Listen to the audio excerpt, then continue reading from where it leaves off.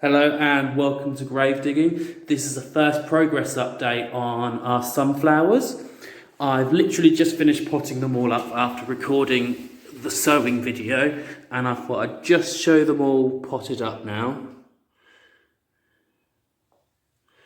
I have named most of them. We've got Kat, we've got Holly, we've got Dwayne D, we've got Christine K, we've got Emo Hawk, we've got Crichton, we've got Ace, we've got Hilly, Arnold and Dave. Now, I ended up doing an extra tray because I found my Mongolian giant seeds. This is a variety of sunflower that grows quite tall and has really large heads.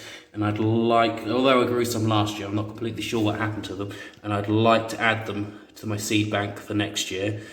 And I'm just about to give them a little water. I haven't poked holes in the bottom of Cat, and Holly I've not put holes in it either. I'm just going to keep an eye on them. It's not essential, just don't overflood them with water if you use a container that doesn't have drainage holes.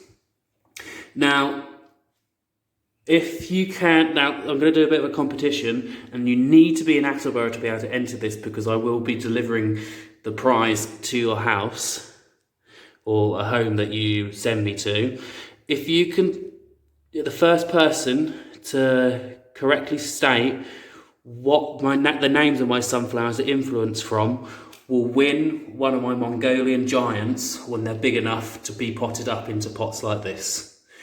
That's the first person to comment on this YouTube video with where the reference to the sunflower names are. Happy digging, guys, and don't forget to like and subscribe.